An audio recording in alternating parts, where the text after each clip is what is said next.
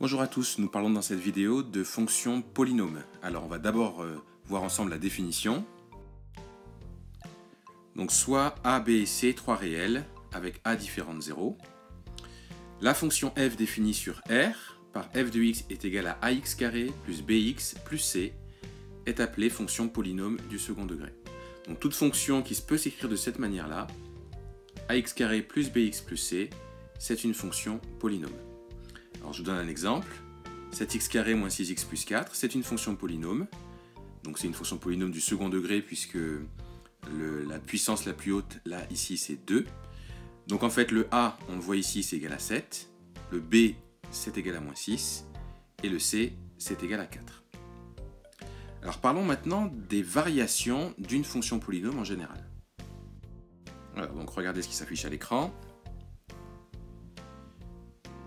Donc, il faut savoir qu'une fonction polynôme du second degré, c'est forcément une parabole. Une parabole, ça ressemble à ça. Ou c'est comme ça, ou c'est comme ça. Avec, entre guillemets, ici, ce serait la tête en bas en quelque sorte, et ici, ce serait la tête en haut, si vous me permettez l'expression. Alors, cette courbe, elle admet un axe de symétrie, et vous le voyez ici en pointillé pour cette courbe-là, et ici en pointillé pour cette courbe-là. Donc ça veut dire en gros que si vous arrivez à construire les points qui se trouvent de ce côté-là, par symétrie, vous trouverez les points qui se trouvent de l'autre côté.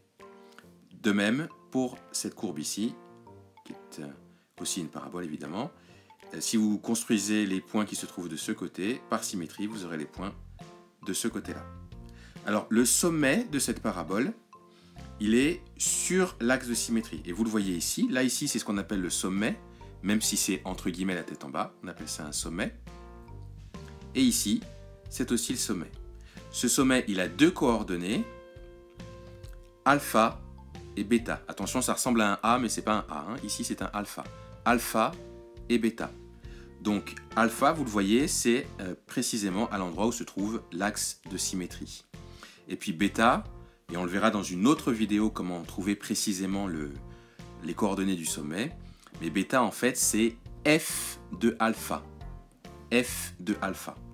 Donc là, le sommet, ses coordonnées, c'est alpha et bêta. Donc ici et là. Alors il y a juste quelque chose qu'il est important de préciser.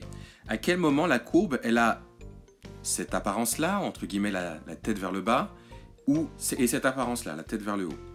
Eh bien, en fait, ça dépend du A. Vous voyez ici, il y a marqué A est strictement positif. Rappelez-vous dans la définition, alors je la remets, la fonction peut s'écrire ax plus bx, ax carré pardon, plus bx plus c, mais lorsque mon A ici est positif, eh bien la courbe représentative de ma fonction, elle va ressembler à la première, ici. Elle aura la tête vers le bas.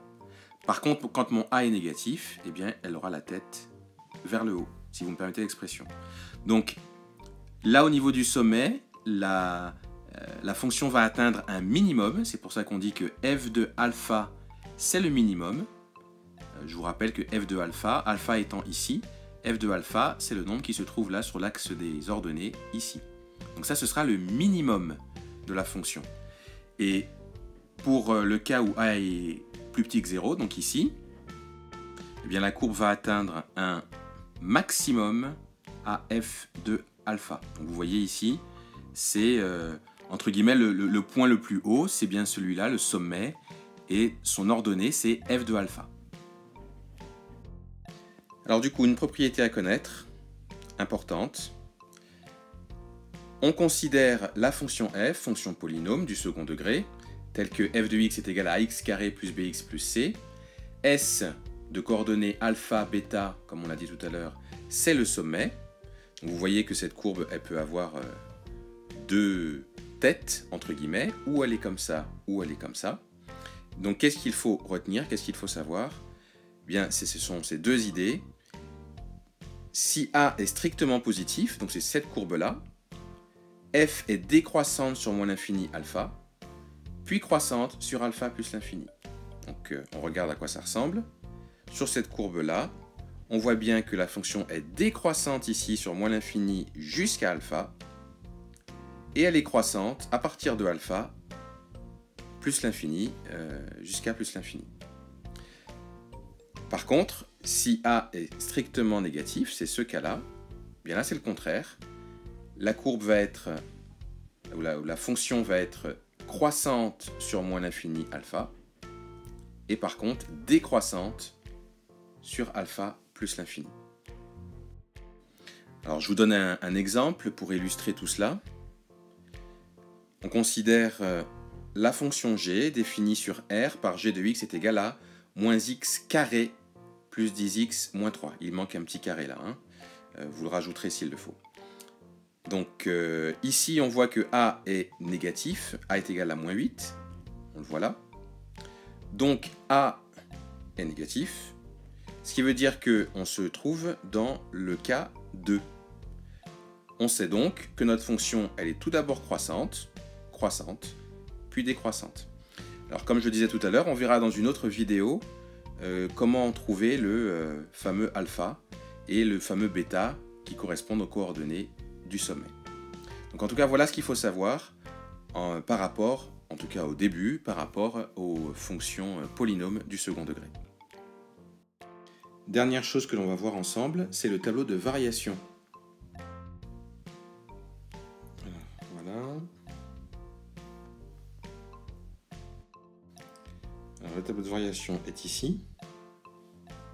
Donc tableau de variation classique, sauf que là il y a on va considérer que la fonction polynôme, le a est positif, ça veut dire qu'elle va être d'abord décroissante et ensuite croissante. Vous voyez comment ça se présente, c'est une fonction g, les variations sont ici, donc de moins l'infini à alpha c'est décroissant, de alpha à plus l'infini c'est croissant. Vous remarquez donc que ici j'ai bien alpha et là j'ai mon bêta. Petite remarque que, alors c'est bien de le savoir, mais vous le verrez sûrement beaucoup plus quand vous serez en première. Toute fonction polynôme peut s'écrire sous cette forme-là. F de x est égal à a facteur de x moins alpha au carré plus bêta. Donc cette forme, on l'appelle la forme canonique de f.